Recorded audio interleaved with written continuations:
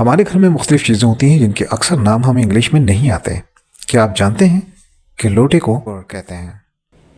दर्द कश दवा को या दर्द दूर करने वाली दवा को पेन किलर्स कहते हैं।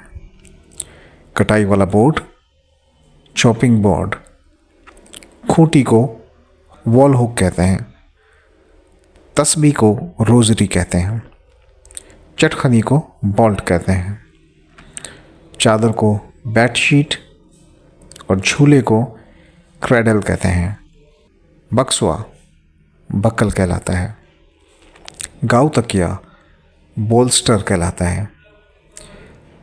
दराज को ड्रॉर कहते हैं। दरवाजे की चटाई को जो कि दरवाजे के आगे बिछी हो उसे डोर मैट कहते हैं।